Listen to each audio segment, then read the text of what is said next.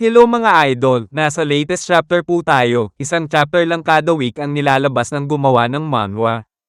Bago tayo magpatuloy sa kwento ni Yuseong ay mag-shoutout muna tayo. Shoutout po sa iyo Idol Jason Del Lova pati kay Miss Jennifer Besana Yabet ng Rojas City Capiz. Shoutout po sa iyo Idol Kurt Dial Magtatayaw. Shoutout po sa iyo Idol Ruben Labanon. Shoutout po sa iyo Idol Jerry Morato. Shoutout po sa iyo Idol J.A. Brada ng Tanzac Cavite. Shoutout po sa iyo Idol Robert Banyo. Shoutout po sa iyo Idol Rems Pag-ala. Shoutout po sa iyo Idol Siled Ghost. Shoutout po sa iyo Idol Anemi Gongob. At shoutout po sa iyo Idol Ruben Mantalaba. Maraming salamat sa patuloy na pagsuporta mga idol. Sa pagpapatuloy, nagagalit ang isang miyembro ng Shadowhand sa isang Shadowhand na nagbunyag ng totoong nangyari kaya napapamura na lang ito at sinasabihan na traidor ang isang Shadowhand na napansin naman ng elder ng Jongnam Sect. Sinabi ng elder ng Namgang na ang mga Shadowhand ay hindi lang naglilingkod para sa monghe kundi ang mga ito ay naglilingkod din sa lahat ng Senado, at bilang isa sa mga miyembro ng Senado, napagdesisyonan niya na tignan ang galaw ng mga Shadowhand kung ano ang mga ginagawa ng grupo na ito, at nagtanong din siya sa iba't ibang miyembro na kabilang dito. Nakakalungkot man na malaman ang katotohanan dahil sangkot ang buong Senado dito, ngunit kailangan niya gawin ito para sa katotohanan kaya napag-alaman niya kung sino talaga ang punot dulo ng kaguluhan na nangyayari ngayon. Pagkatapos ng lahat, ito ay isang bagay na direktang inamin ng isang miyembro ng Shadowhand kaya nabunyag ang katotohanan. Napatahimik na lang ang elder ng Jongnam Sect sa mga sinabi ni Elder Namgang, kaya napalingon na lang ito sa gilid para tignan si Gandewo. Subalit makikita natin na wala parent malay si Gandewo at nakahandusay parent sa sahig dahil sa malakas na pag-atake ni Yuseong. Napansin naman ng ating bida ang kinikilos ng elder ng Jongnam Sect, kaya habang nakatingin dito ay napapatahimik na lang si Yuseong at hinihintay ang desisyon at gagawin ng elder ng Jongnam Sect. Tinanong ng elder ng Jongnam Sect na kung ang Shadowhand ba nakatabi ngayon ni Elder Namgang ang nagsabi na ang monghe ang nagpatakas ng mga bilanggo. Agara naman na sinang-ayonan ito ni Elder Namgang. Ayon pa sa elder ng Jongnam Sect na hindi ba ang Shadowhand nakatabi nito ngayon ay kabilang sa pamilya ng Namgang House, kahit na miyembro ito ng Shadowhand. Nagdududa parent siya kung totoo ang mga sinabi nito na ang monghe ang may kasalanan. Ito ay parang isang pampulitika na ginagawa ng 5 noble houses para siraan ang reputasyon ng mga prominenteng miyembro ng 9 sects. Ginagawa lang ito ni Elder Namgang para masiraan ang buong 9 sects kaya ang tinuturo nito na may kasalanan ay ang monghe. Hindi na lang makapaniwala si Elder Namgang dito at napatahimik na lang sa mga sinabi ng elder ng Jongnam Sect. Nag-aalala naman na lumapit si Grandmaster ng Jongnam Sect at sinabihan ng kapatid niya na bakit naman iisipin nito na pampulitika ang mga sinabi ng elder. Subalit di na nito natapos ang sasabihin niya nang nagagalit na sinabi ng elder ng Jongnam Sect na ang monghe ang nagsabi sa kanila na ang may kasalanan ay ang High Lord at ito ang nagpalaya ng bilanggo. Dahil nanggaling na mismo ito sa monghe ay hindi na nila kailangan pa ng ebidensya para maniwala dito. Ayon naman kay Grandmaster ng Jongnam Sect na ngunit totoo na may umatake sa High Lord at makikita naman sa kalagayan nito ngayon. At saka ang iginagalang na monghe ay hindi naman nakita nito ang pangyayari ng sarili nitong mga mata kaya naniniwala siya na kailangan na maimbestigahan pa ito ng mabuti kung ano talaga ang nangyari.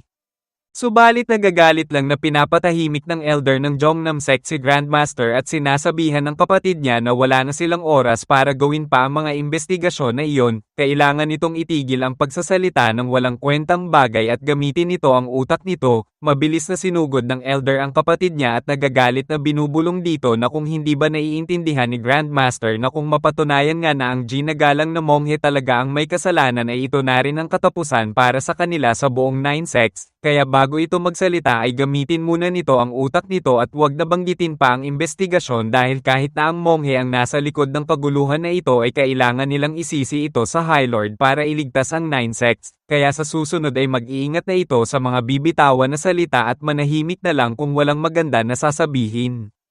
Sa isip-isip naman ni Yuseong habang nakatingin sa elder at sa Grandmaster ng Jongnam Sect ay para sa mga ito na kung ang monghe talaga ang guilty sa kasalanan ay pati sila na nabibilang sa 9 sects ay madadami at mawawala na sa kanila ang karangyaan na daladala nila sa nagdaang mga taon. kaya ang tanong na lang dito ay kung huhulihin ba ng mga ito ang High Lord at ililibing na lang sa hukay ang katotohanan, o kaya naman ang huhulihin nila ay ang monghe at mapanganib na mawala ang kanilang awtoridad at mapunta na ang lahat sa Five Noble Houses. Sa ganitong sitwasyon, wala silang ibang pagpipilian kundi sundin ang utos ng monghe kahit nakapalit nito ay ang pagtalikod sa katotohanan. Ito na lang ang natitirang paraan para magpatuloy sila sa kinaroroonan nila ngayon. Kailangan nilang gawin ang sinasabi ng monghe kahit alam nilang ginagamit lang sila nito. Seryosong sinabi ni Elder Namgang na kung ang katotohanan ba ay hindi na mahalaga para sa Elder ng Jongnam Sect, naiinis naman na sinabi ng Elder ng Jongnam Sect na kung anong katotohanan ang pinagsasabi nito, syempre mahalaga sa kanila ang katotohanan at ang katotohanan na kapag bumagsak ang 9 sects, ang 5 noble houses ay agara na papasok sa eksena para kunin ang lahat at panghawakan ng buong Merem. Naiinis naman na sinabi ni Giho na kung anong klaseng kalokohan na pangangatwiran ang pinagsasabi ng Elder ng Jongnam Sect. Ayon naman kay Bongde Ala na ang ginagawa ng mga taga-9 sects ngayon ay ang pagpili na isarado ang kanilang mga mata sa katotohanan para manatili sa kapangyarihan. Sa tingin niya na hindi na mahalaga sa mga ito kung ano ba talaga ang totoong nangyari at kahit malaman pa nila ay hindi nila paniniwalaan iyon dahil ayaw nilang mawala sa kapangyarihan. Sa pagkakataon na ito ay ito na ang magandang oportunidad para sa kanila para tanggalin ang mga ito sa Merem. Hindi man lang mapagtanto ng mga ito na sila ang pinagmulan ng unti-unting pagkabulok ng Merem. Sa isip ni Yoseong na naiintindihan niya ang ibig sabihin ni Bongde Ala, kahit siya ay palagi niyang binabanggit ang pagkabulok sa kaibuturan. Ngunit habang ang mga bagay ay maaaring mukhang ganyan sa ibabaw na nakikita nila ngayon, baka may pag-asa pa na natitira na hindi pa napapansin ni Bongde Ala. Kahit sa nakaraan buhay niya, maraming maliliit na binhi ng pag-asa na kahit papaano ay tumutubo pa rin sa kabila ng mga nangyayari sa kanilang paligid, kaya nakangiti na pinapatigil ni Yoseong si Bongde Ala sa pagbabalak na umatake at sinabihan niya ito na maghintay muna. Napaisip naman si Bongde Ala kung bakit siya pinaghihintay pa ni Yoseong, samantalang makikita natin na iniaabot ni Grandmaster ng Jongnam Sect ang espada na hawak ng Shadow Hand, hanggang sa tuluyan na niyang kunin ang espada sa Shadow Hand na kinagulat naman ito at mabilis na sumusugod si Grandmaster, kaya nagtataka na lang ang Shadow Hand kung ano ang ginagawa ni Grandmaster, bakit kinuha sa kanya ang espada, habang nabigla naman si Elder ng Jongnam Sect sa papasugod na kapatid niya, hanggang sa tinutukan ng espada ni Grandmaster ang kapatid niya na labis na kinagulat at pinagtataka ng Elder ng Jongnam Sect kung bakit ito ginawa sa kanya ng kapatid niya. Seryosong humingi ng pasensya si Grandmaster at sinabi nito na sana ay maintindihan ng Elder ng Jongnam Sect ang ginagawa niya dahil ito ay para sa Jongnam Sect at pati na rin sa legal na Pakseyen. Nagagalit naman na napapasigaw na lang ang Elder at sinasabihan ng kapatid niya na kung nawala na ba ito sa sarili, hindi ba iniisip ni Grandmaster kung ano ang ginagawa nito ngayon at kung ano ang kahihinatnan ng aksyon nito ngayon. Nagagalit naman na sinabi ni Grandmaster na ang 9 sects ay naligaw na sa landas ng katwiran. Di ko na naisin lumakad sa tabi ng isang grupo na hindi papansinin at susubukang ibaon ang katotohanang nasa harapan nila, dahil ang bagay na iyon ay hindi paraan ng isang Merem Alliance. Hindi na lang makapaniwala si Giho, High Lord at Bongde Ala sa nasasaksihan nila, kahit na ang iba pang disipulo na kasama ni Taegi Jong ay napatigil dito dahil sa mga katagang binanggit ni Grandmaster, hanggang sa nagdesisyon na ang lahat na tapusin na ang gulo at hayaan na lang na pairalin ang investigasyon. Kaya makikita natin na tuluyan ng umaalis ang grupo nila Grandmaster, habang ang kupal na si Taegi Jong ay nakalimutan na ng mga ito at patuloy pa din na nakabulagta sa itaas ng bubong ng gusali. Napapabuntong hininga na lang si Yoseong at natutuwa ito dahil naging maganda ang kinalabasan ng lahat. Nakangiti naman na tinanong ni Bongde Ala si Yoseong kung bakit alam ni Yoseong na gagawin iyon ni Grandmaster ang bagay na iyon. Ayon naman kay Yoseong na hindi talaga siya sigurado doon, ngunit ang alam niya na ang lahat ng bagay dito sa mundo ay hindi palagi napapabor sa monghe at sa mga kagustuhan nito, at mas lalong hindi mangyayari ang mga iyon hanggat nandirito pa siya, at sa totoo lang, wala pa si Bongde Ala at hindi pa sila magkaibigan nito ay nakilala na niya si Grandmaster ng Jongnam Sect sa Dragon Phoenix exam 2 taon na ang nakakalipas.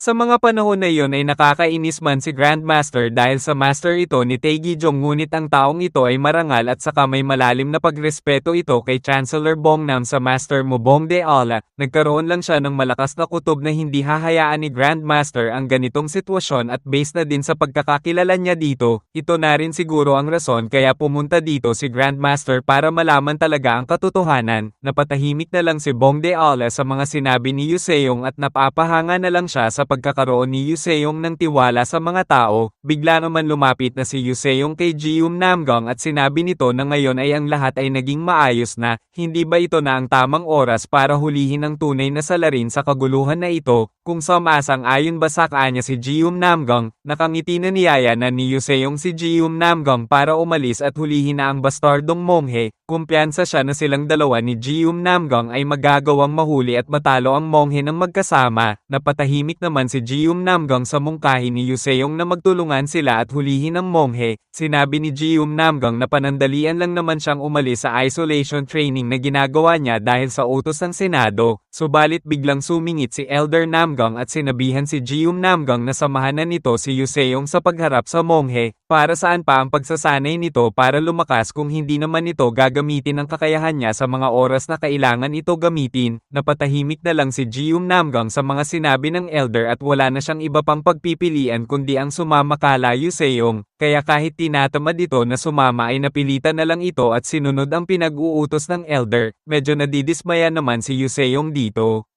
Samantalang nag-aalala na sinabi ni Wiyong kay High Lord na hindi ba dapat napigilan nila sila Yuseong dahil masyadong delikado para ipadala ang mga estudyante para kaharepan ng monghe. Napatahimik naman saglit si High Lord sa mga sinabi ni Wiyong, kaya napatingin ito kay Elder Namgung. Samantalang napatahimik saglit si Elder Namgung dito, hanggang sa sinabi niya ang rason kung bakit mas maigi na ang mga estudyante ang humarap sa monghe. Ang mga aksyon na ginawa ng mga senador ay mali ang kahulugan at gagamitin laban sa kanila sa politika, nalilikha lamang ng mas maraming kaguluhan para sa kanilang lipunan. Ngunit ang Murem Alliance ay konektado sa Higher Institute of Murem. Kung ang mga estudyanteng kasangkot ay gagawa ng direktang aksyon, ang mga tagalabas ay titingnan ito hindi bilang isang pampulitikang hakbang, ngunit ito ay makikita lamang bilang mga makatarungang aksyon ng mga kabataan na hindi nagugustuhan ang nangyayaring sitwasyon at kalagayan ng Murem kaya sila na ang kikilos para panghawakan ang lahat. Ngunit sinabi ni Wiyong na masyado pa silang mga bata para gawin ang bagay na ito at ang mga tao na makakakita sa kanila ay maiinis lang sa kanila para sa pangingialam sa sitwasyon. Sinabi naman ni Murem High Lord na kung ang ibang mga batang estudyante ang gagawa nito ay sa tingin niya na tama si Wiyong, ngunit sa oras na ang lahat ng mga ito ay nakapasa na sa Dragon Phoenix exams at nakapasok na sa Higher Institute of Murem, itinuring ka ng kampyon ng Murem. Ang Dragons and Phoenixes ng Junguan ay hindi pinagsama-sama para lamang ikulong sa isang lugar at mag-aral. Ang Resting Dragon Certificate na palagi ninyo dala ay simbolo ng pag-asa para sa mga tao, at ang simbolo na iyon ay may pananagutan. Anuman ang panganib, dapat mong protektahan ang mga nasa paligid mo, at lumaban kapag kailangan, dahil kayo ang kinakatawan ng Murem. Sinabi pa ni Murem High Lord na tignan ni Wiyong ang mga senior niya ngayon, makikita sa mga ito ang determinasyon at naiintindihan na ng mga ito ang kanilang mga tungkulin at inilalagay na ng mga ito ang buhay nila sa panganib. Makikita natin na naghahanda na sila Yuseong para umalis kaya tinanong niya si Jeum Namgung kung papunta ba sa direksyon na ito ang bulwagan ng Senado. Nasinang ayon na naman ni Jeum Namgung, agara naman na sinabihan na ni Yuseong si Giho na kailangan nito dala ng High Lord sa ligtas na lugar at samahan ito hanggang sa makababa na dito. Alam niya na maraming mga kalaban ang nakapaligid sa buong lugar at may mga makakasalubong ang mga ito kaya si Giho na ang bahala magprotekta sa High Lord. Sinang ayon na naman ni Giho ito at sinabi niya pa na nakakapanghinayang na hindi siya makakasama para makipaglaban kasama ng mga ito pero susubukan niyang humabol kapag nasa maayos na ang High Lord. Sunod naman na nilapitan ni Yuseong si Wiyong at sinabihan niya ito na wag na masyadong mag-alala sa kanila, marami silang dapat na pagkwentuhan kaya mag-inuman na lang sila pagkatapos ng lahat ng kaguluhan na ito kaya dapat ay mag-iingat si Wiyong, hanggang sa tuluyan ng umalis sila Yuseong para puntahan ang monghe sa bulwagan ng Senado. Sa isip-isip ni Wiyong habang nakatingin kala Yuseong na mukhang titignan ay ibang tao na ngayon si Yuseong, malaki ang pinagbago nito kaysa nang makasama niya ito sa Chonbong Academy. Sa ngayon ay nakikita niyang aking kahanga-hanga si Yuseong at mas lalo pang lumakas ng husto mula sa huling pagkikita nila noon, kaya masaya siya na ganito nakalayo ang nararating ng kanyang kaibigan at naniniwala siyang kaya ni Yuseong mabago ang takbo ng sitwasyon na meron sila ngayon, subalit biglang sumulpot si Hongyi at nanggagalaiti ito na tinatawag si Wiyong, hanggang sa mabilis na pinapagalitan habang hinahampas-hampas si Wiyong habang sinasabi na kung ano ba ang mga pinaggagawa nito at ano ba ang mga pumasok sa isip nito, sino ba ang nagbigay ng permiso dito para makialam ng ganoon at talagang sa High Lord pa talaga nito sinasabi iyon, napapangiti na lang si Wiyong at humihingi ng pasensya dahil nagawa niya lang daw iyon dahil sa pag-aalala kala Yuseong. Samantalang nadidismaya na lang ang magmaster habang nakikita ang ginagawa ni si Hongyi kay Wiyong. Habang nakatingin kala Yuseong ay napapangiti na lang si Merem High Lord sa tingin niya na tama si Chancellor Bongnam na ang mga kabataan na ito ang magiging bagong mamumuno sa era na ito, at umaasa siyang ang lahat ay magiging maayos hanggat nasa panig ng katotohanan at katarungan ang mga batang ito. Sa kabilang banda sa bulwagan ng Senado, nararamdaman sa buong lugar ang mabigat na aura na nakapaligid sa buong gusali, maririnig na lang ang malalakas na kalabog sa buong lugar, naririnig naman ng monghe ito ang malakas na tunog na nanggagaling sa labas na papalapit, kaya napapalingon na lang ito habang sinasabi na mukhang nakarating na ang mga ito.